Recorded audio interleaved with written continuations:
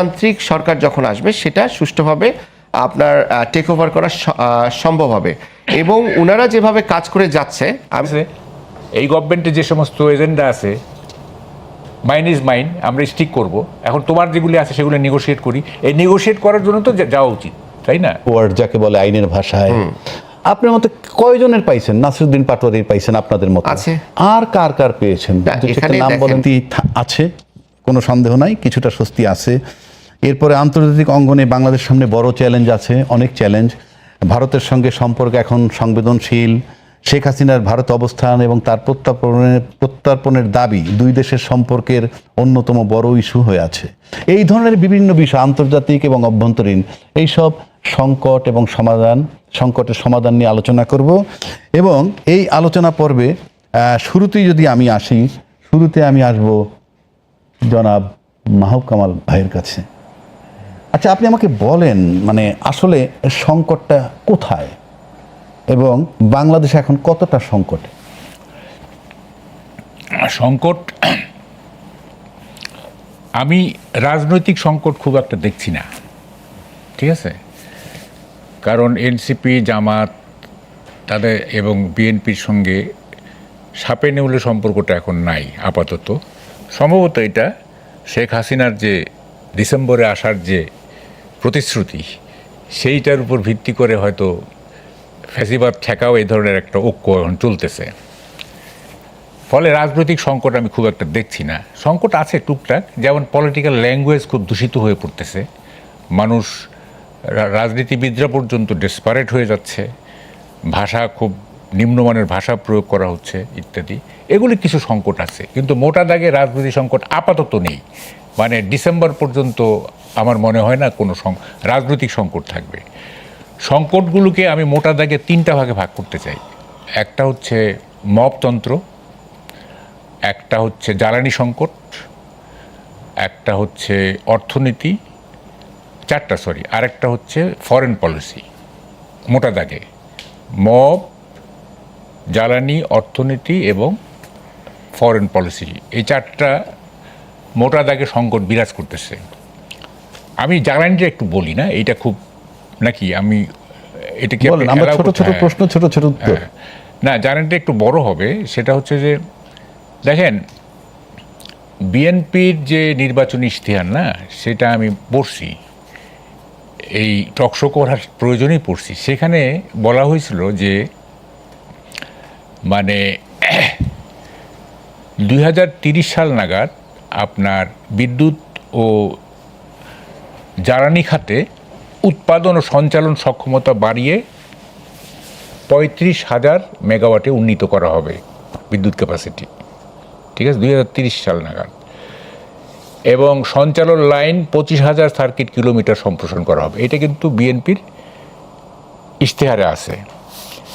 ওখানে কিন্তু বলা নাই যে শেখ হাসিনার আমলে বিদ্যুৎ খাতে যে সমস্ত সংকট তৈরি হয়েছিল, যে সমস্ত প্রবলেম তৈরি হয়েছিল, সেগুলির কথা কিন্তু বলা নাই। তারা স্ট্রেট ওয়ে বলছে যে আমরা 230 সালের মধ্যে এটা করব। এখন আমরা শুনতেছি, যেহেতু বিদ্যুৎ নেই, গ্যাস নেই, এখন শুনতেছি যে সব ফ্যাসিবাদ ধ্বংস করে দিয়ে গেছে। তাইলে যদি ফ্যাসিবাদ ধ্বংস করে দিয়ে থাকে, তাহলে আপনাদের নির্বাচনী ইশতেহারে ওই কথাটা কেন বলছিলেন? ওখানে বলতেন, একটা ফুটনোট দিতেন যে শেখ হাসিনার আমলে এই হয়েছে, ফলে আমাদের দেরি হবে, এটা বলতে পারতেন। এখন আওয়ামী লীগকে স্কেপগোট করা হচ্ছে। স্কেপগোট, আমি এটা একটু ব্যাখ্যা করি।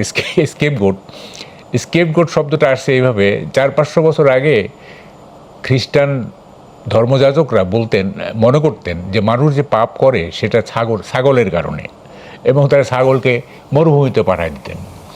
ওখান থেকে আসছে স্কেপগোট, অর্থাৎ নিজের দোষ অন্যের ঘাড়ে চাপানো। এটা নানাভাবে হয়। যেমন ধরেন একটা কোম্পানি, না, কোম্পানিটা লস করলো, ফেল করতেছে, এখন দোষ কিন্তু হায়ার এক্সিকিউটিভ নিবে না, তারা করবে কি, নিম্ন অধস্তন যারা আছে তাদের যে কোনো একজনের ঘাড়ে চাপাই যায়, এই তোমার কারণে এই কোম্পানি লস করলো, ঠিক আছে? কী ধরুন খেলা, না, খেলা তো একটা টিম ওয়ার্ক, ধরুন ফুটবল টিম ওয়ার্ক, এখন হেরে গেছে, এখন করবে কি, স্কেপগোট একটা বের করবে, এই তুমি ওই সহজ গোলটা দিতে পারো নাই, হ্যাঁ, এটা যে একটা টিম ওয়ার্ক, ওইটা ভুলে যাবে, এটা ওইভাবে মারলেই তো গোল হয়ে যেত। সো এই যে অন্যের ঘাড়ে দোষ চাপানো, এইটা একটা মানে সহজাত প্রবণতা মানুষের, এবং বিদ্যুৎ খাতের যে দুরবস্থা, এইটা স্কেপগোট খোঁজা হচ্ছে। যদি নির্বাচনী ইশতেহারে এরকম বলা থাকতো যে আমাদের এই এই সংকট আছে, সুতরাং আমাদের সময় লাগবে, এখন বলা হচ্ছে যে 2 বছরের নিচে এটা কি বলে যে স্বাভাবিক হবে না। এখন আমি বলি কি, 2 বছর যে সময় লাগবে না, এটা কিভাবে আপনারা ভাগ করতেছেন, বা তার পরবর্তী ঘটনাগুলো কি? আমি যদি বিদ্যুৎ সংকট সমাধানের জন্য আমি 3টা ফেজ করতে পারি, একটা হচ্ছে আশু, আরেকটা হচ্ছে মধ্যবর্তী মিড টার্ম, আরেকটা হচ্ছে লং টার্ম। আশুটা আপনাকে যেভাবে হোক এইটাকে আপনাকে কাভার করতে হবে, গ্যাস এবং বিদ্যুৎ দুইটাই একেবারে কাভার করতে হবে। আশুটা মিনিমাম একটা জায়গায় যেতে হবে। আমাদের যে আপনার প্ল্যান্টের যে স্ট্রাকচারাল যে অ্যাডভান্টেজ, সেইটা 30,000 মেগাওয়াট পর্যন্ত আমরা উৎপাদন করি, যে স্ট্রাকচার আছে, হ্যাঁ, এইটা বুদ্ধি খাটাইলে, মেধা খাটাইলে এবং মনোযোগ দিলে এখান থেকে আউটপুট বের করা সম্ভব। কিন্তু আমাদের পলিটিশিয়ানরা হয়েছে কি, রাজনীতি নিয়ে এত বেশি ব্যস্ত থাকে যে তারা এইসব জিনিস নিয়ে ভাবার সময় পায় না, অথবা লেখাপড়া করার সময় পায় না। সকালে উঠে দেখে যে 100 লোক গেস্ট রুমে বসে আছে, তা কেমনে এগুলি নিয়ে চিন্তা করবে? যে স্ট্রাকচারাল অ্যাডভান্টেজ আছে সেটাতে 30,000 মেগাওয়াট, এটা সম্ভব। 30 অলরেডি আছে। এই 30,000 মেগাওয়াটের যে স্ট্রাকচার, সেখান থেকে আউটপুট বের করা খুব বেশি কঠিন কিছু না, একটু চেষ্টা করলে এটা পারা যায়। আমি মনে করি যে এটা করতে হবে। তবে এটাও ঠিক যে ধরেন তাল গাছের আগায় উঠতে গেলে কিন্তু কোনো শর্টকাট রাস্তা নাই, বুঝছেন? আপনি যদি আপনার কাছে আমি আবার আসবো। আমি একটু বলি, একটু শেষ করে দিই। তাল গাছের আগায় যদি আপনি উঠতে চান, there is no shortcut way, তাই না? আপনাকে বেয়েই উঠতে হবে, এটাও ঠিক আছে। এখন আপনাকে এই আর মিড টার্ম যেটা না, প্রধানমন্ত্রী বলছেন যে পার্লামেন্টে উনি 10 বছরের একটা প্ল্যান দিবেন জ্বালানি সিকিউরিটি, সেটা আমরা দেখি। আর লং টার্মটা হচ্ছে আপনাকে ব্লু ইকোনমি এক্সপ্লোর করতে হবে। এই যে আমি বললাম, শর্ট টার্ম কিছু করেন, মিড টার্ম দেখি প্রধানমন্ত্রী কি বলে জ্বালানি সিকিউরিটির ব্যাপারে, আর লং টার্ম যেটা হচ্ছে সেইটা ব্লু ইকোনমিকে আপনাকে এটাকে ডিসকভার করতে হবে। মিয়ানমার এবং ভারত কিন্তু অলরেডি সমুদ্র ভাগের যে ইন্টারন্যাশনাল ইস্যুটা আমি আসবো একটু পরে। আপনি আবার ফেরত আসবো আপনার কাছে। তার আগে এখন আমি যাচ্ছি একটু ব্যারিস্টার মাহফুজুর রহমান মিলন। মাহবাই যে কথাটা বললো, প্রাথমিকভাবে উনি রাজনৈতিক সংকট তেমন একটা দেখছেন না। জি, এখন সংকটের কথা যদি বলি, আমি রাজনীতিতে আপনার সংকট দেখেন কিনা আপনি বলবেন, উনি আপাতত দেখছেন না। বাট অর্থনীতিকটা বড় সংকট, নাকি আইন শৃঙ্খলাটা বড় সংকট, নাকি এই যে কথাগুলো বলল যে আপনি অন্যের ঘাড়ে দোষ চাপিয়ে দিচ্ছেন, আপনি নির্বাচনী ইশতেহারে এমনটা বলা উচিত ছিল কি না এই ক্ষমতায় আসার আগে, এই সব কিছু মিলিয়ে আপনি কিভাবে দেখবেন বিষয়? না দেখেন, এখানে আসলে আমরা পলিটিক্যাল যারা উচ্চ পর্যায়ে যারা আছে, ইনক্লুডিং প্রধানমন্ত্রী, আমরা কিন্তু ওই আগের জামানার যে সিনারিও সেটা কিন্তু দেখছি না, যে আসার পরেই সব কিছু বিগত সরকারের আমলে চাপাই দেওয়া, যে অমুক সরকার এটা করে গেছে বা অমুক সরকার ধ্বংস করে গেছে ইত্যাদি ইত্যাদি। এগুলা কিন্তু আমরা প্রধানমন্ত্রীর মুখ থেকে এভাবে আমরা শুনছি না, বাট যেটাকে আমরা বলতে পারি গিবতও বলতে পারি, অথবা বলতে পারি দোষ চাপানো। কিন্তু দেখেন, এটা অটোমেটিক আমাদের কিন্তু একদম কমন একটা সেন্স, যে বিগত 17 বছর বাংলাদেশ কিসের মধ্যে দিয়ে গেছে। এখন একটা দেশকে এমন পর্যায়ে ক্ষতবিক্ষত করা হয়েছে এমনভাবে যে এই দেশটা সেরে উঠতে সময় লাগবে। গভর্নমেন্ট আসছে, গভর্নমেন্ট এসে অলরেডি 6 মাস গেছে। এই 6 মাসের মধ্যে কিন্তু বেশ অনেক কিছু প্ল্যান নিয়েছে। দেখেন, এমন একটা সময় তারা টেক ওভার করলো এই গভর্নমেন্ট, যে শুরুতে একটা তেল সংকটের মধ্যে পড়লো। সংকট যে নাই আমি বলবো না, কিন্তু এই সংকটগুলা নিজেদের কারণে কি এই সংকট তখনই বলা হবে যে এই গভর্নমেন্টের ক্রিয়েট, যখন তারা ফেল করেছে, তাদের দ্বারাই এই সংকটগুলো সৃষ্ট হয়েছে। আসলে আমরা এই 6 মাসে কিন্তু তাদের দ্বারা কোনো সৃষ্ট সংকট আমি দেখছি না। দেখেন, এই তেলের সংকটটা তো আমরা সবাই জানি যে আপনার আমেরিকা ইরান যুদ্ধের কারণে যে তেলের সংকটটা আসার পরপরই ফেস করেছে। তারপরে আমরা আবার এখন দেখছি যে আরও কিছু সংকট আছে। আপনি শুরুতেই বললেন যে আইন শৃঙ্খলার অবনতি। হ্যাঁ, অ্যাডমিটেডলি আইন শৃঙ্খলার অবনতি কিন্তু ঘটেছে, এটাও একটা সংকট, অবশ্যই দেশের জন্য এটা এক সংকট। এবং স্বরাষ্ট্রমন্ত্রী কিন্তু সালাউদ্দিন সাহেব নিজে কিন্তু স্বীকার করেছিলেন আর কি পার্লামেন্টে, যে হ্যাঁ, আমরা admittedly it is my confession, our confession, যে হ্যাঁ, আমাদের এখানে বাংলাদেশে বর্তমানে আইন শৃঙ্খলার অবনতি ঘটেছে। এখন এই সংকটগুলা ওভারকাম করতে টাইম লাগবে, এটা স্বাভাবিক। এখন প্রেজেন্টলি যে সংকটটা আমি যাচ্ছে, বলি কেন টাইম লাগবে, কারণ আপনাদের পক্ষ থেকে বলা হয়েছিল নির্বাচনের আগে জি। যে নির্বাচন হয়ে গেলেই সমস্ত সংকট দূর হয়ে না যাবে। না না না, এটা আপনাদের যিনি প্রেসিডেন্ট হবেন কালকে উনি আচ্ছা, বলছেন জি। যে নির্বাচনের আর কোনো সংকট থাকবে না।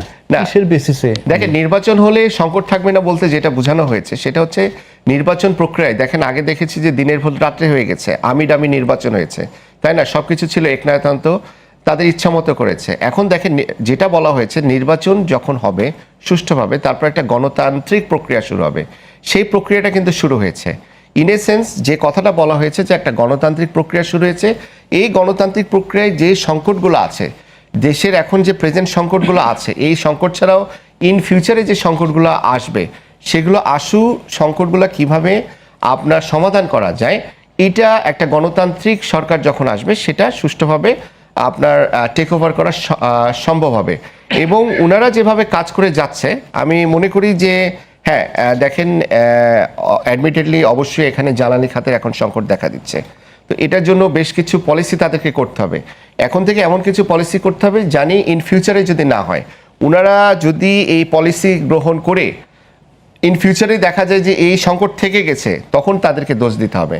ওনারা আসার সাথে সাথে যে সংকটগুলো তৈরি হয়েছে, যেগুলো তাদের কারণে না, সেগুলোকে তাদেরকে দোষ দিলে হবে না। তবে অবশ্যই আমাদের সাধারণ জনগণ হিসেবে কাম্য যে সংকটগুলোর মধ্যে দিয়ে আমরা যাচ্ছি, সেগুলো যেন অবশ্যই সমাধান হয়। আরও কিছু সংকট আছে, আপনি শুরুতে যেটা বললেন যে আমাদের অর্থনৈতিক কিছু সংকট আছে। মুদ্রাস্ফীতি হার, বাংলাদেশে এখন মুদ্রাস্ফীতির হার 8.32%। আমি যদি ভারতের দিকে যাই, ভারতের মুদ্রাস্ফীতির হার হচ্ছে 4.45। পাকিস্তানে যদি যায় 9.20, বাংলাদেশ থেকে কিন্তু বেশি। শ্রীলঙ্কা কিন্তু 7.30। তো এই যে মুদ্রাস্ফীতির একটা সংকট আছে, তো এই অর্থনৈতিক অবস্থাটাও মানে কোন পজিশনে এসে এই গভর্নমেন্ট টেক ওভার করেছে, সেটাকেও কিন্তু আমাদেরকে ভাবতে হবে। তো দেখা যাক সামনে কি হয়, এই সংকটগুলা কতটুকু ওভারকাম করতে পারে, সেটা আমাদেরকে সামনে সময় দিতে হবে, দেখতে হবে। অনেক ধন্যবাদ আপনাকে। জি। আমি মাহবুব কামাল আসছি আপনার কাছে একটা প্রশ্ন রেখে আমি বিরতিতে যাব। প্রশ্নটা এরকম, মানে বর্তমান বাংলাদেশের সংকটের কথা অনেকগুলা বলা হয়েছে। এই সংকটগুলোর মূল কারণ কি শুধুই আভ্যন্তরীণ, নাকি আন্তর্জাতিক পরিস্থিতিও বড় কারণ? এই প্রশ্নটা আপনার কাছে রেখে আমি বিরতিতে যাচ্ছি। দর্শক, ছোট্ট একটা বিরতি নিচ্ছি, ততক্ষণ আমার সংকটের কারণ অভ্যন্তরীণ নাকি আন্তর্জাতিক পরিস্থিতি। মানে আমি বলতে চাচ্ছি এইটি, আমার অভ্যন্তরীণ সংকটের সাথে রাজনৈতিক সংকটটার কোনো সমন্বয় বা সম্পৃক্ততা বলছি বুঝে আগে পাচ্ছেন। একটু সাপ্লিমেন্ট করে নিন ওনার কথাটা। দেখেন, মানে 6 months is too early two comment, এটা ঠিক আছে না, বাট দ্য পয়েন্ট ইজ যে গ্রাফটা আমরা কি দেখতে, আমার একটা সেকেন্ড দেন। যদি 6 মান্থ খুব আর্লি হয়ে যায়, তাহলে আপনি আমার একটু ক্লারিফাই করবেন কখন থেকে আমরা কাউন্ট করব যেটা ম্যাচিউর টাইম? বলছি আমি। দেখেন, হানিমুন কাকে বলে? হানিমুন পিরিয়ডটা কি? হানিমুন পিরিয়ডটা হচ্ছে any venture, be it marriage or anything, মানে যতক্ষণ না পর্যন্ত ক্রিটিক্যাল ভিউজ আসতেছে ততক্ষণ পর্যন্ত এটা হানিমুন পিরিয়ড, ঠিক আছে? বিয়েতেও বা যে কোনো জায়গায়। তো আমরা ক্রিটিক্যাল ভিউজ দেওয়া শুরু করব। হ্যাঁ, দেখেন গ্রাফটা আমরা দেখব। আমি কি প্রথম রাউন্ডে বললাম যে তাল গাছের আগায় উঠতে গেলে কোনো শর্টকাট রাস্তা নাই। ওকে ফাইন, কোনো শর্টকাট নাই। কিন্তু ব্যাপারটা যদি এরকম হয় যে তৈলাক্ত বাসে আপনার বানরের বেয়ে ওঠা যদি হয়, মানে 2 ফুট উঠে আবার যদি 1 ফুট নেমে যায়, অথবা 2 ফুট উঠে তৈলাক্ত বাস যেহেতু নেমে যায়, তাইলে কিন্তু ডেস্টিনেশনে যাওয়া কঠিন হয়ে যাবে। এবং দেখেন, এই যে কেন বলতেছি কথাগুলো, গ্রাফটার কথা কেন বলতেছি, গ্রাফটা কিন্তু নিম্নগামী, গ্রাফটা ঊর্ধ্বগামী না। গ্রাফটা যদি ঊর্ধ্বগামী হইতো তাইলে I won't mind, okay fine. Gradually হচ্ছে না, এখন কি গ্র্যাজুয়ালি ডাউনওয়ার্ড না গ্র্যাজুয়ালি আপওয়ার্ড, সেটা আমরা দেখি। যেমন ধরেন মব, না মব, আপনার স্বরাষ্ট্রমন্ত্রী একদম প্রথম দিকে বললেন no mob, no more mob, okay. অথচ আপনি সমাজের দিকে তাকালে দেখবেন, দেখেন একটা জিনিস, আমাদের মন্ত্রীদের মুখের কথা এক আর মাঠের বাস্তবতা কিন্তু আর এক। আপনি যদি মাঠের দিকে তাকান দেখবেন ইউনূস আমলের চাইতে মব কমে নাই, ঠিক আছে? একদম লেটেস্ট 2টা ঘটনা বলি আপনাকে।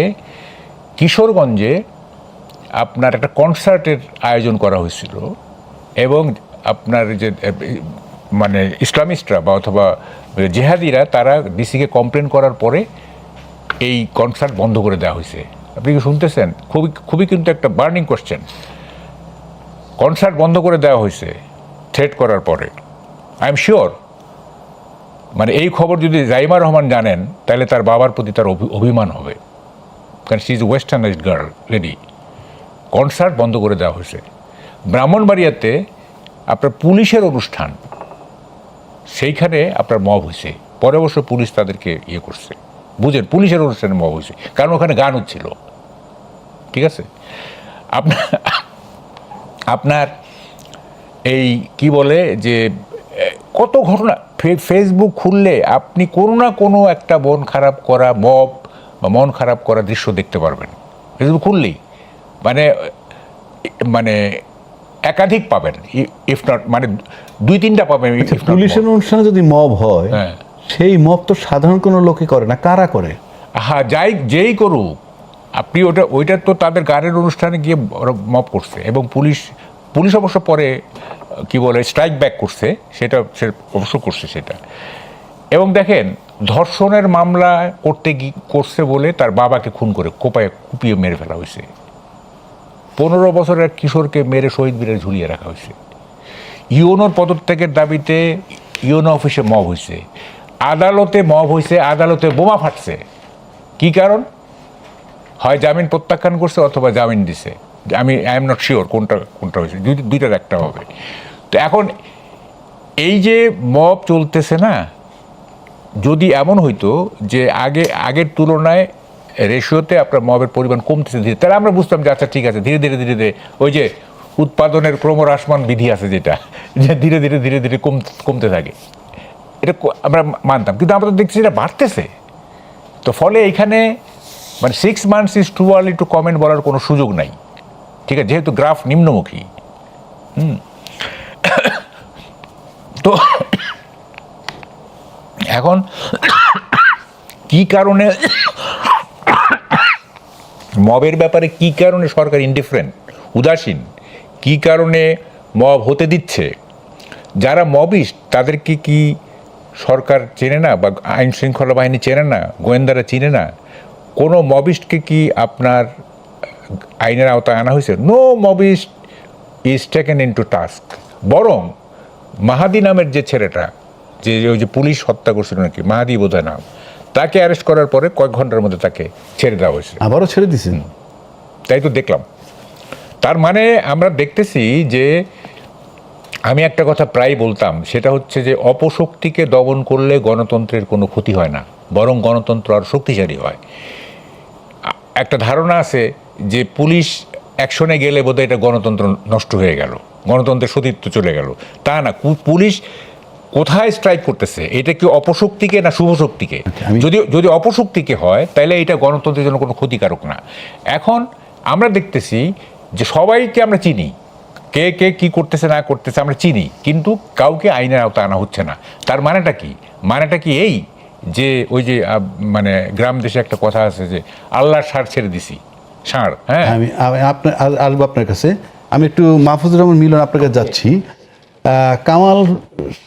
মাহবুব কামাল যে কথাটা বলল যে মাহাদি আমিনরে গ্রেপ্তার করলো আবার ছেড়ে দিল, এটা কি মাহাদি ওই যে হবিগঞ্জের যে বৈষম্য বিরোধী, মানে এটা কিন্তু আমি মানে নেটে দেখছি, এটা সত্য নাও হইতে পারে। আচ্ছা, যাই হোক, ধরা যাক তাকে ধরে নিছে এবং তাকে কোনো একটা মামলা আটকাইলো, সেটা এক জিনিস, আবার তাকে ছেড়ে দিল।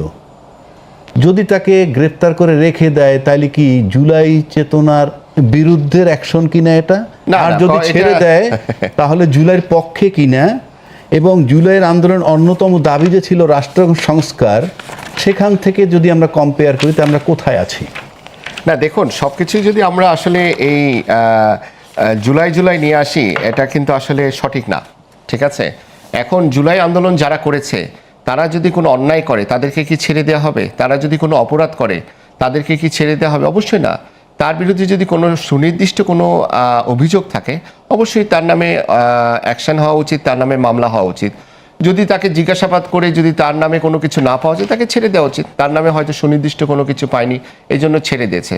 মানে আসলে হয়ে গেছে কি আমাদের এখানে একটা একটু বলি আমি। জি, বলেন। এটা সে পুলিশের সাথে আপনার একটা ক্ল্যাশে গেছে। Clash এ হ্যাঁ। গেছে। এখন আইন শৃঙ্খলা বাহিনীকে যদি আপনি চ্যালেঞ্জ করেন, এখন একটা কমন প্র্যাকটিস হয়ে গেছে পুলিশের সাথে বাকবিতণ্ডে জড়ানো এবং পুলিশকে মানে হেনস্থা করার একটা ইয়ে চলতেছে। এইটা আপনি তো আইন শৃঙ্খলা বাহিনীকে তার কাজ করতে দিবেন, তাই না? অবশ্যই। তাহলে সেইটাই তো একটা অপরাধ। অপরাধ। এক, দুই নম্বর হচ্ছে আপনি যদি তাকে ছেড়েই দেন তাহলে ধরলেন কেন? না। তাই না? এখন কথাটা হচ্ছে যে আমরা তো দেখছি পুলিশের সাথে কি ধরে বিহেভ করছে, আমরা তো দেখছি, তাই না? হ্যাঁ, বেশ। তাই না? হ্যাঁ, উদ্ভট এখন আচরণ ছিল আর কি। জুলাই যোদ্ধা হিসাবে হি হ্যাজ এ পাস মানে গ্লোরি অফ Right, সেটা অস্বীকার করা হচ্ছে না। কিন্তু তাই বলে সে এখন যা খুশি তাই করবে, সেটাও মেনে এটা নেওয়া তো যায় হয় না। না, তাই না? আপনি আইন শৃঙ্খলা বাহিনীকে এইভাবে তো আপনি ইয়ে করতে পারেন না, কি বলে চ্যালেঞ্জ করতে পারেন না, এবং তাই না? না, তো আইন এটা- শৃঙ্খলা বাহিনীর সমস্যাটা কোথায়, তার দুর্বলতাটা কোথায়? এই যে শুনেন, শুধু ওই জুলাই যোদ্ধা না, এমনিও তারা নানান জায়গায় মুখোমুখি হচ্ছে। আমি বলছি কেন এটা একটা এটা ব্যাপার, কেন? এটা একটা ব্যাপার আছে। ব্যাপারটা হলো এরকম, সরকার কাউকে খেপাইতে চাচ্ছে না, ঠিক আছে? এই সরকার একটা পলিটিক্স অফ অ্যাপিজমেন্ট নিছে, সন্তুষ্টিকরণের। দেখেন কত রকমের কথা হচ্ছে না, এই যে গালিগালাজ হচ্ছে, তারপরে প্রধানমন্ত্রীকে উদ্দেশ্য করে কটূক্তি করা হচ্ছে না, বলছে যে তাই না? নাসিরউদ্দিন পাটোয়ারি বলছে, তাই না? বলছে। কিন্তু আমি কোন নাম নিতে চাই না, যে সমস্ত মানে কাণ্ডগুলি হচ্ছে, কোনো অপরাধীকে এইটা আপনার কি বলে ফিজিক্যাল আক্রমণের অপরাধ হোক কিংবা মৌখিক ইয়ে হোক, কাউকে কিন্তু আইনের আওতায় আনা হচ্ছে না। এবং আমার কাছে মনে হচ্ছে যে সরকার সবসময় একটা ভয়ে আছে যে এইটা কোনো অ্যাকশনে গেলে না আবার আন্দোলন শুরু হয়। এবং আমি তো এটা বলতেছি যে এই যে তারেক রহমান যে ইন্ডিয়া যাচ্ছেন না, এইটা নাহিদ ইসলামের সেই মানে কি বলে যে তার সেই এটা এই প্রসঙ্গটা আমি হুমকির আসবো, কারণে। এই প্রসঙ্গ ইন্ডিয়ার মানে প্রসঙ্গটা আমি আসবো। সবকিছুকেই সরকার মেনে নিচ্ছে, এইটা কোনো অ্যাসার্টিভ গভর্নমেন্টের লক্ষণ হইতে পারে রাইট। না। তার আগে আমি একটু না, এটার সাথে আমি একটু দ্বিমত আমি পোষণ মাহফুজুর করছি আর কি। রহমান আপনার কাছে জি। আসতেছি এইটা নিয়ে, যে ধরেন শব্দ খারাপ হচ্ছে, নিয়ম কানুন মানছে না, পুলিশের সাথে মুখোমুখি হচ্ছে, সবটার জন্য কিন্তু আইন শৃঙ্খলা থাকার কথা। হ্যাঁ। কেউ যদি রাজনৈতিক মঞ্চটা গালাগালি করে, সেটার জন্য তো আইনি বিধান থাকার কথা। হ্যাঁ। তো আইনি বিধান যদি থাকে, তাতে যদি বাজে শব্দ প্রয়োগ করলে তাকে আইনের আওতায় কেন নেওয়া হচ্ছে না? কিন্তু বাজে শব্দ প্রয়োগের কারণে তার উপর আবার মব আসতেছে, সেখানেই বা আইনি ব্যবস্থা হচ্ছে না কেন?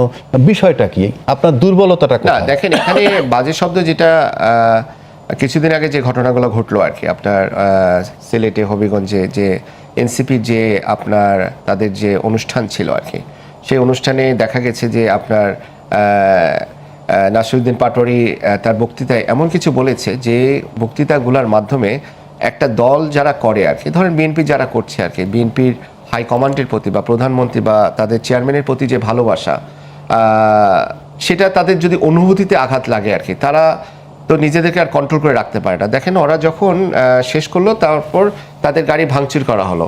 এটা কি প্রধানমন্ত্রী বলে দিয়েছে যাও তোমরা গাড়ি ভাঙচুর করো? অবশ্যই না। এটা তারা তাদের অনুভূতি থেকে করেছে। ওকে, এখন উনি আমার সহ আলোচক যে কথাটা বললো আর কি, যে ছেড়ে দেওয়া হচ্ছে বা এভাবে সব কিছু মেনে নেওয়া হচ্ছে, ব্যাপারগুলো কিন্তু তা না।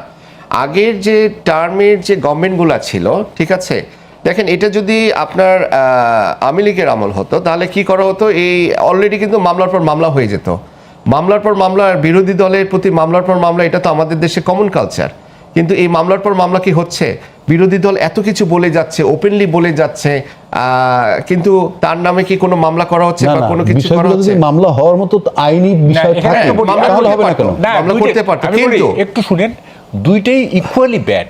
মামলার পর মামলা হওয়াটা যেমন খারাপ, Of course. আবার অপরাধ তাহলে তো আবার সে ফ্যাসিস্ট আমলই হয়ে যেত আর কি। তাই না? এটা Right. যেরকম খারাপ, আবার অপরাধ করলে মামলা না হওয়া সেটাও একই রকম অপরাধ। Right. তা আপনি এখন দেখেন এই যে অপরাধগুলো করছে, এগুলো তো পলিটিক্যাল স্টেটমেন্ট, ঠিক আছে? এখন এই পলিটিক্যাল স্টেটমেন্ট অপরাধ না, political statement। অপরাধ যদি পার্সোনালি এভাবে যদি শব্দচয়ন যদি খারাপ করা হয়, ওকে, তাহলে তো আসলে এটা মানহানির মামলাও হতে পারে আর কি, তাই না? কিন্তু আসলে দেখেন, যে দেশের প্রধানমন্ত্রী এতটা সোভার, এত সুন্দর করে কথা বলে, এতটা জেন্টেল, উনি কিন্তু এই কথাগুলো নিয়ে যদি রিয়্যাক্ট করতো আর কি, আমার মনে হয় রাজনীতিতে আরও বিশৃঙ্খলা দেখা দিত, আগের সিনারিও শুরু হতো। তো উনি আসলে ওনার সহিষ্ণুতার এটা হচ্ছে প্রকাশ আর কি, আমি বলবো আর কি। প্রধানমন্ত্রীর হ্যাঁ, এটা Right. আমি আই ডু এডমিট যে প্রধানমন্ত্রী ধৈর্যশীল, সবই ঠিক আছে। Right. কিন্তু আপনার কাছে যেটা আমি জানতে চাই, এই যে বাজে শব্দ প্রয়োগ, হিলদি ওয়ার্ড যাকে বলে আইনের ভাষায়, আপনার মতে কয়জনের পাইছেন? নাসিরুদ্দিন পাটোয়ারির পাইছেন আপনাদের মতে, আছে। আর কার কার পেয়েছেন? না, দু চারটে এখানে নাম বলেন তো। না, এখানে যে আপনার বিভিন্ন ধরনের যে না, আর কেউ নাই নাকি শুধু নাসিরুদ্দিন? না, নাসিরুদ্দিন পাটোয়ারি এনসিপির অনেক মানে পলিটিক্যাল নেতারাই তো বলছে। হ্যাঁ, নাসিরুদ্দিন তারপর, পাটোয়ারি এনসিপি, আর কেউ নাই? আপনার হচ্ছে কি প্রধান আর কি, আমি নামটা ভুলে গেলাম আর কি, প্রধানমন্ত্রী তারেক রহমান সাহেবকে খুব ব্যাড একটা ল্যাঙ্গুয়েজ ইউজ করলো আর কি, জাকপান আর কি একটা দলের প্রধান আর কি। তো এগুলো আসলে কাম্য না। তো আসলে পলিটিক্যাল যে পার্টিগুলা, আবার এটাও ঠিক, আগের বিরোধী দল বর্তমান বিরোধী দলের মধ্যে কিন্তু একটু পার্থক্য আছে। আমি বলবো, দেখেন বর্তমান যে বিরোধী দল পেয়েছেন, এই পার্লামেন্টে কিন্তু একটা ফ্রুটফুল ডিবেট হচ্ছে। এরকম বিরোধী দল, আমি বলবো যে বিরোধী দল থাকাও ভালো। একটা ফ্রুটফুল ডিবেট যদি না হয়, সরকারের যদি সমালোচনা না হয়, তাহলে কিন্তু সরকার আবার ওই একনায়তন্ত্রে পরিণত হবে আর কি। যদিও আমি বিলিভ করি এই সরকার সেরকম হবে না আর কি। তবে যৌক্তিক সমালোচনা হতে হবে, যৌক্তিক কথাবার্তা হতে হবে, কি এমন কোনো কিছু করা না যেটা আসলে দেশের জন্য খারাপ। আমি পার্লামেন্টে বসে যৌক্তিক সমালোচনা করছি, আবার পার্লামেন্টের বাইরে যে এমন কিছু শব্দ চয়ন করছি, অথবা আমরা নিজেরা করছি না, আমার দলের নেতাকর্মীরা করছে, সেটাও আসলে করতে দেওয়াটা উচিত বলে আমি মনে করি না আর কি। আর দেখেন, এখানে আমাদের আরও কিছু সংকটের কথা আপনি বললেন, আমার সমালোচক বলেছে, ওনার সাথে আমি একমত যে অভ্যন্তরীণ যে সংকট, রাজনৈতিক যে সংকট, সেটা কিছুটা আছে। হয়তো আপনার ধরেন হচ্ছে যে জুলাই সনদ নিয়ে বেশ কিছু ডিবেট আছে, কিন্তু আমি মনে করি জুলাই সনদ নিয়ে এই ডিবেটগুলো কিন্তু এক পর্যায়ে থাকবে না। আমরা ইতিমধ্যে দেখেছি যে আপনার সংবিধান সংশোধন সম্পর্কিত বিশেষ কমিটি হয়েছে। এই বিশেষ কমিটিতে 17 জন মেম্বার হওয়ার কথা ছিল, 5 জন বিরোধী দল থেকে দেওয়ার কথা ছিল, 5 জন বিরোধী দল থেকে কিন্তু দেয়নি, কিন্তু 12 জন আছে। 12 জনের মধ্যে অনেকেই আবার আইন বিষয়ে অভিজ্ঞ, এবং তারা কিন্তু বলেছে যে এই জুলাই সনদের যে ম্যান্ডেটগুলো আছে, যে ঐক্যমত ছিল আর কি, যে 84টা পয়েন্ট ছিল, এগুলা সব কিছু কিন্তু আপনার এই সংশোধনের মাধ্যমে ইনক্লুড করা হবে। কিন্তু বিরোধী দল পড়ে আছে কি ওই সংস্কার শব্দটা নিয়ে আর কি। তো সংস্কার তো হয় না আসলে, সংবিধানের যা কিছু হয় এই সংশোধনীর মাধ্যমে কিন্তু সংস্কারগুলো হয়ে থাকে। অতীতে 17টা সংশোধনী হয়েছে, এখন সংস্কার আর সংশোধন কি একই বিষয়? দেখেন, আসলে তো সংশোধনের মাধ্যমে কিন্তু এই সংস্কারটা হয়। আমি বিভিন্ন জায়গায় কিন্তু এই একটা জিনিস বলি বারবার, যে দেখেন আমাদের সংস্কার শব্দটা কিন্তু আমাদের কনস্টিটিউশনের মধ্যে নাই। আমাদের কনস্টিটিউশনের অনুচ্ছেদ 142-এ যেটা বলেছে যে আপনার এখানে সংযোজন, পরিবর্তন, প্রতিস্থাপন এবং রহিতকরণের মাধ্যমে কি করতে হবে, আপনার সংশোধন করতে হবে। এই সংশোধনের মাধ্যমে কিন্তু কি আমার যে চাওয়া পাওয়াগুলা আছে, সেই চাওয়া পাওয়াগুলা কিন্তু ইনক্লুড হবে। এই যে আমি বারবার বলি যে দেখেন, এই যে পঞ্চম যে সংশোধনী হয়েছে, এই পঞ্চম সংশোধনীতে কিন্তু আপনার বহুদলীয় যে রাজনীতি, ধর্মভিত্তিক রাজনীতি, এটাকে কিন্তু অ্যালাউ করা হয়েছে। তাহলে এই যে জামাত যে ডিবেটগুলা করে যে সংস্কার দরকার, ওনারাও তো প্রাণ ফিরে পেয়েছে এই সংশোধনের মাধ্যমেই। 17টা সংশোধন হয়েছে, সংশোধনের মাধ্যমেই তো সংস্কার হবে। কিন্তু ওনাদের কথা হচ্ছে যে না, সংস্কার থাকতে হবে, সংস্কার থাকতে হবে, কিন্তু এই সংশোধনের মাধ্যমে হবে। এবং এই কমিটির যে প্রধান সালাউদ্দিন সাহেব, উনি কিন্তু বারবার বলেছে যে যতগুলা ম্যান্ডেট নেওয়া হয়েছিল জুলাই সনদে, এই জুলাই সনদের সবগুলা ক্লজ কিন্তু তারা অক্ষরে অক্ষরে সব কিছু কিন্তু ইনক্লুড করবে। এখানে যারা পলিটিক্যাল পার্টি আছে, যারা স্টেক হোল্ডার আছে, যারা সাধারণ জনগণ আছে, সবার থেকে কিন্তু মতামতের ভিত্তিতে এই সংশোধনগুলা করা হবে। আচ্ছা, আমি আপনার কাছে আবার আসবো, জি। যাবো একটা বিরতিতে, আর এবং আমাদের প্রসঙ্গ চেঞ্জ করবো। এরপরে আমরা একটা ভারত বাংলাদেশ সম্পর্কে যাবো। মাহবুব ভাইয়ের কাছে আমি একটা প্রশ্ন রেখে যাচ্ছি। ভারতের সঙ্গে বাংলাদেশ সম্পর্ক এখন কোথায় দাঁড়িয়েছে? শীতল নাকি স্বাভাবিক হওয়ার পথে? এই প্রশ্নটা রেখে আমি বিরতিতে যাচ্ছি। দর্শক, আবার নিচ্ছি ছোট্ট একটা বিরতি। ফিরে আসা পর্যন্ত সঙ্গে থাকুন।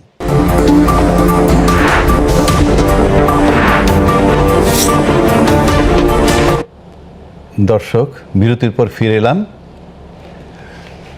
আজকে আপনাদেরকে আবারও স্বাগত। স্টুডিওতে আমাদের মাঝে আছেন দৈনিক যুগান্তরের সিনিয়র সহকারী সম্পাদক মাহবুব কামাল, আছেন ব্যারিস্টার মাহফুজুর রহমান মিলন। আমি চলে যাচ্ছি কামাল ভাইয়ের কাছে। কামাল ভাইয়ের কাছে আমি একটা প্রশ্ন রেখে গেছিলাম। সেই প্রশ্নটা হলো, ভারতের সঙ্গে বাংলাদেশের সম্পর্ক এখন কোথায় দাঁড়িয়ে আছে? এটাকে শীতল নাকি স্বাভাবিক হওয়ার পথে? আমি একটু এই যে আগের রাউন্ডের একটু সাপ্লিমেন্ট করে দেই। এই প্রধানমন্ত্রীর পেশেন্সের প্রশংসা করা হলো না, ওকে ফাইন, উনি একটা কি বলে যে চার্মিং একটা অ্যামিয়েবল পার্সোনালিটি এবং ইমেজ উনি দাঁড় করাইছেন এবং তার পেশেন্স তো প্রশংসারই যোগ্য। কিন্তু প্রশ্ন হচ্ছে তিনি যেহেতু একটা স্টেটসম্যান, এই পেশেন্স এইটার মাত্রা কতটুকু? আমি বলবো this far and not further. Okay, কারণ স্টেটসম্যানের দায়িত্ব হচ্ছে সোসাইটিতে গুড গভর্নেন্স দেওয়া। গুড গভর্নেন্স দিতে গেলে he must know, he must distinguish between right and wrong. আপনি যদি রাইট অ্যান্ড রংয়ের মধ্যে ডিস্টিংগুইশ করতে না পারেন, তাহলে তো আপনি গুড গভর্নেন্স কীভাবে দিবেন? পারবেন না তো দিতে। আপনাকে তো রংটাকে অ্যাড্রেস করতে হবে, তাই না? তাইলে ওই এই যে গুড গভর্নেন্স দেওয়ার স্বার্থেই কিন্তু পেশেন্স যেটা, সেইটা this far and not further, quote unquote. Okay, ওই যে রবীন্দ্রনাথকে ফিরে যায়, অন্যায় যে করে আর অন্যায় যে সহে, যেন ঘৃণা তারে তৃণ সমদহে। সুতরাং আমি অন্যায় দেখতেছি, আমি পেশেন্ট, এইটা কোনো গ্লোরি না, এটা সমাধান নয়। না, এবার আসেনি ভারতের সাথে না। আমি আজ পর্যন্ত কোথাও শুনি নাই, আমার তো কিছু লেখাপড়া আছে, ডিপ্লোমেসির উপরে লেখাপড়া আছে, কোথাও শুনি নাই যে ডিসপিউট থাকলে কথা বলা যাবে না, ডিসপিউট থাকলে সামনাসামনি বসা যাবে না। বরং ডিসপিউট থাকলেই তো সামনাসামনি বসার প্রয়োজনটা বেশি পড়ে। আমাদের প্রাইম মিনিস্টার যদি দিল্লিতে গিয়ে ইন্ডিয়ান প্রাইম মিনিস্টারকে বলেন, দেখেন এই প্রতিকূল পরিবেশ আছে, অনুকূল না হইলে this is my last visit, I will not come once again, তুমি বলতে পারতেন, তাই না? বলতে পারেন যে এই না করলে কিন্তু আমি আর আসবো না, আপনার সাথে আর কোনো সম্পর্ক নাই। সেইটা বলার জন্য হলে তো তার যাওয়া উচিত ছিল, তাই যাওয়া উচিত আমি মনে করি। দেখেন এই যে ডিসপিউট থাকলেও, যে আপনার বড় ধরনের ডিসপিউট থাকলেও কিন্তু আপনার ডিপ্লোমেসিতে আলোচনাটা মানে এটা এসেনশিয়াল। যেমন আমি একেবারে 62 থেকে শুরু করি। 62-তে আমেরিকা এবং সোভিয়েত ইউনিয়নের মধ্যে যে সম্পর্ক ছিল, নানা রকমের ডিসপিউট নিয়ে, কিউবা প্রসঙ্গ নিয়ে ইত্যাদি, তারা কি বসে নাই? কেনেডি এবং ক্রুশ্চেভ বসে নাই? ওই সিচুয়েশনে বসছে। এবং যখন আমেরিকা কিউবাতে আক্রমণের কথা বলছে, সোভিয়েত ইউনিয়ন বলছে নো, ক্রুশ্চেভ বলছে নো, বসছে তো তারা। ইন্ডিয়ার সাথে চায়নার ডিসপিউট আছে না? অরুণাচলে কি হচ্ছে? লাঠালাঠি হচ্ছে না অরুণাচলে? তাহলে ব্রিক্সে কি দুইটা দেশ বসবে না পাশাপাশি? ব্রিক্সে তো দুইটা দেশই সদস্য, তাই না? তাইলে অরুণাচলে যে ডিসপিউট, এইটা কি ব্রিক্সে বসার থেকে বিরত করতে পারতেছে না তো। তা আমাদের যে অনুকূল বা যে বলা হচ্ছে যে প্রতিকূল পরিবেশ, এই প্রতিকূলটাকে অনুকূল করার জন্য তো যাওয়া দরকার। দেখেন এই যে ডিপ্লোমেসিতে কিছু কথা আছে, কিছু বেসিক কিছু গাইডলাইন আছে ডিপ্লোমেসির। যেমন একটা আছে, quiet diplomacy is far more effective than drama. ঠিক আছে, শান্ত ডিপ্লোমেসিটা বেশি ইফেক্টিভ ড্রামার চাইতে। আমাদের কিন্তু দুই দেশের মধ্যে ড্রামা হচ্ছে বেশি, কোনো কোয়াইট ডিপ্লোমেসি হচ্ছে না।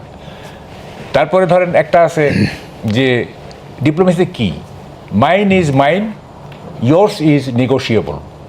ঠিক আছে, আমার যে এজেন্ডা, এইটা আমার এজেন্ডাই, তোমার এজেন্ডাটা হচ্ছে নেগোশিয়েবল, তোমার এজেন্ডা নিয়ে আমি নেগোশিয়েট করব, আমারটাতে আমি স্টিক করব। তো ঠিক আছে, এই গভর্নমেন্টের যে সমস্ত এজেন্ডা আছে, মাইন ইজ মাইন, আমরা স্টিক করব। এখন তোমার যেগুলি আছে সেগুলো নেগোশিয়েট করি, এই নেগোশিয়েট করার জন্য তো যাওয়া উচিত, তাই না? ফলে এই যে কেন দেখেন ওইখানে নাকি আমি শুনছি যে ওখানে নাকি হোটেল পর্যন্ত বুক করা ছিল, এভরিথিং হঠাৎ করে বলা হচ্ছে যে উনি যাবেন না। এবং আমি ধারণা করি এইটা মানে এই হোটেল বুকিংটা ছিল কি মানে আমাদের গেস্ট কোনো সম্মতি দেওয়া হয়েছিল যে যাব ওই ধরনের কিছু? না, ওরা অ্যাসিউম করছে যে আসতেছে। আচ্ছা, অ্যাসিউম করছে করে এরকম আমি শুনছি, এটা মিথ্যা হইতে পারে। আচ্ছা, আমি আপনার কাছে আবার আসবো এই বিষয়টা নিয়ে। আমি শেষ করবেন না? আচ্ছা বলুন। তো এখন হঠাৎ করে আমি ধারণা করি তারেক রহমান যে সিদ্ধান্তটা পরিবর্তন করলেন, মানে পরিবর্তন তো না, এই যে সিদ্ধান্ত যে নিলেন না, এইটা বোধহয় আন্দোলনের ভয়ে। যেহেতু এনসিপি যে চিফ নাহিদ ইসলাম, উনি থ্রেট করছেন যে গেলে এই হবে সেই হবে, জামাতও চায় না। তাছাড়া এইখানে বাই অ্যান্ড লার্জ আমাদের দেশের মানুষ অ্যান্টি ইন্ডিয়ান, সেন্টিমেন্টে। সুতরাং মানে এনসিপি এবং জামাত যদি আন্দোলন শুরু করে, অ্যান্টি ইন্ডিয়ান যারা আছে তারা এই আন্দোলনে যোগ দিবে, একটা বড় ধরনের সিচুয়েশন তৈরি হবে। হ্যাঁ, ফলে এই মূল কারণটা বোধহয় এইটা। তা না হলে উনি তো বুদ্ধিমান, তাই না, হি ইজ ইন্টেলিজেন্ট, তো উনি এই বুদ্ধিমান কেন উনি যাবেন না? কারণ ওখানে তো যাওয়াটা খুবই প্রয়োজন। কারণ ইন্ডিয়ার সাথে তো আমাদের দ্বিপাক্ষিক অনেক ব্যাপার আছে, হ্যাঁ, দেওয়া নেওয়ার অনেক ব্যাপার আছে না, একটা সমমর্যাদার ভিত্তিতে কিভাবে তাদের কাছ থেকে আদায় করা যায়। হ্যাঁ, এইটার তো চেষ্টা তো থাকতে হবে। এই যেমন ধরুন ডিজেল না, এই যে আসামের যে রিফাইনারি, এটা আমাদের অতি কাছে। আমি আসবো আপনার কাছে, আমি আর আসবো। আমি মাহফুজুর রহমান মিলন, আপনাকে যেটা প্রশ্ন করতে চাই, মাহবুব কামাল যে কথাগুলো বলল, যে ডিসপিউট থাকলেও আপনি যদি টকিং টার্ম বা সিটিং টুগেদার এগুলো যদি বন্ধ করে দেন, তাহলে সেটা আরও বেশি ত্বরান্বিত হতে পারে। ডিসপিউট থাকলেও বসা উচিত। একই পাশাপাশি আপনাকে যে প্রশ্নটা করব, এখন এই মুহূর্তে আমাদের প্রধানমন্ত্রীর তরফ থেকে বা রাষ্ট্রের তরফ থেকে যে বার্তাটা আমরা পাইলাম, যে শেখ হাসিনাকে আগে ফেরত দিতে হবে, তারপরে যাওয়ার বিষয় চিন্তা করা। অর্থাৎ দুই দেশের মধ্যে সম্পর্কের সবচেয়ে বড় সমস্যা কি এই মুহূর্তে শেখ হাসিনা, নাকি বৃহত্তর কোনো কৌশলগত মত পার্থক্য? পাশাপাশি ডিসপিউট থাকলে বসা উচিত, যেটা আপনি কি বলবেন? জি, প্রথমতই আমি আসলে আমার সমালোচকের সাথে দ্বিমত পোষণ করছি আর কি। উনি যে কথাটা বলেছে, যে মানে ওনার কথা শুনে মনে হচ্ছে যে ওনাকে ইচ্ছা করে উনি যেতে চাচ্ছে না, বা তাকে ঠেলা হচ্ছে উনি যাবে না, বা উনি বলেছে আর যাব না, বা আমি তার সাথে আড়ি নিয়েছি আর কথা বলবো না। বিষয়গুলো তো তা না। ভারত একটা প্রতিবেশী দেশ, অবশ্যই ভারতের সাথে আমাদের একটা সুসম্পর্ক থাকতে হবে। এখানে আমার সমালোচক যতগুলাই কথা বললো সব কিন্তু বোধহয় দিয়ে বলেছে আর কি, ঠিক আছে। সো আমার মনে হয় আসলে এক্স্যাক্ট তথ্য থাকলেই সেক্ষেত্রে বলা উচিত, তাছাড়া আমার মনে হয় বলা উচিত না। এখন এনসিপি জামাতের ভয়ে প্রধানমন্ত্রী যাবে না, এটা আসলে আমার কাছে হাস্যকর মনে হয়েছে আর কি। তো এখানে প্রতিটা দেশে যখন একটা দেশে ভিজিটে যাওয়া হয়, তখন এই ভিজিটে যাওয়ার সময় অনেক প্ল্যান থাকে। ওই প্ল্যানগুলো অনুযায়ী কিন্তু একটা দেশে আপনার ভিজিট করতে হয়। এটা তো আসলে যেন তেন পার্সন যাচ্ছে না, একটা দেশের প্রধানমন্ত্রী যাবে, ওই দেশের প্রধানমন্ত্রীও ফ্রি আছে কিনা সেটাও দেখতে হবে। সব কিছু অ্যাকোমোডেট করে কিন্তু একটা দেশে যাওয়া হয়। আবার দেখেন এখানে কিন্তু অবভিয়াসলি যেহেতু আমরা জানি যে বিগত সরকারের ফ্যাসিস্টের যে জনক ছিল আর কি, সেই এখন ইন্ডিয়াতে আছে, ভারতে আছে, সেটাও একটা অবশ্যই ইস্যু। এটা তো একটা সাধারণ সেন্টিমেন্ট, এটা তো শুধু প্রধানমন্ত্রীর সেন্টিমেন্ট না, এটা সাধারণ মানুষের সেন্টিমেন্ট। দেখেন 2013 সালে কিন্তু আপনার বন্দি প্রত্যাবর্তন চুক্তি হয়েছিল ভারতের সাথে, এবং এই শেখ হাসিনা কিন্তু ওই সময় এই প্রত্যাবর্তন চুক্তি করেছিল। তো এই প্রত্যাবর্তন চুক্তির কিছু ব্যাপার আছে। আমরা জানি যে হাদির হত্যাকাণ্ড হয়েছিল, সেই হাদির হত্যাকাণ্ডের যে অভিযুক্ত ঘাতক, তাকেও ওখানে ধরা হয়েছে। তো বেশ কিছু ইস্যু কিন্তু অ্যারাইজ করেছে আর কি। সো এই দুইটা দেশের পলিটিক্যাল বর্তমান অবস্থা, দুইটা দেশের প্রধানমন্ত্রীর অ্যাভেলেবিলিটি এবং একটা এক্স্যাক্ট সময়, সব কিছু ভেবে কিন্তু একটা দেশে যেতে হবে। আবার দেখেন প্রধানমন্ত্রী যে বসে আছে, অন্য দেশের সাথে যে সম্পর্ক করার চেষ্টা করছে না, তাও তো না। প্রধানমন্ত্রী আমরা দেখেছি মালয়েশিয়া গেছে জুনে, আপনার হচ্ছে চীনে গেছে, উনি তো বলেনি, বা কেউ তো বলেনি যে আমরা ভারতে যাবই না। একটা খুবই আসলে ভারত আর চীনের যে সম্পর্ক, ঠিক আছে, সেটা তো তাদের মধ্যে আসলে, এটা ভারত এবং চীন দুই এশিয়ার পরাশক্তি আর কি, এবং তাদের মধ্যে কৌশলগত এবং অর্থনৈতিক বেশ কিছু দ্বিপাক্ষিক তাদের মধ্যে সমঝোতা বলেন, সমঝোতা না বলেন, সব কিছু তাদের মধ্যে আছে আর কি। এবং তাদের মধ্যে যে আমরা জানি যে হিমালয়ের সীমান্ত নিয়েও তাদের মধ্যে বেশ কিছু ডিসপিউট আছে আর কি। তো এটার মধ্যে বাংলাদেশ আসলে এমন একটা জায়গায় আছে, অবভিয়াসলি ভারত একদম প্রতিবেশী, চীনে গেছে, চীনের সাথে বাংলাদেশ গেছে, তার মানেই যে ভারতের সাথে সম্পর্ক খারাপ হয়ে যাবে, আমি এটা মনে করি না। আবার ভারতের সাথে গেলে যে চীনের সম্পর্ক খারাপ হয়ে যাবে, আমিও এটা মনে করি না।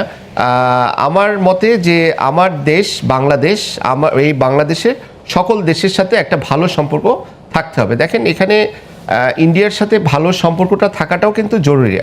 একদম যে আমি ইন্ডিয়ার সাথে কথা বলবো না, এটাও কিন্তু আসলে কখনোই কাম্য না, বা এটা কেউ চায়ও না, এবং আমাদের দেশে সরকারও এটা চায় না বলে আমি মনে করি আর কি। কারণ এখানে আমাদের বর্ডারে কিন্তু ভারতের অনেকাংশ আছে আর কি। সো আমার মনে হয় যে অবশ্যই প্রতিবেশীর সাথে অবশ্যই একটা ভালো একটা অবস্থা থাকা জরুরি, বাট অবশ্যই নিজেদেরকে বিলিয়ে দিয়ে না। সুযোগ থাকলে আবারও আসবো। জি মাহবুব ভাই, আপনাকে বলি, আমি 2 মিনিটে একটু বলি।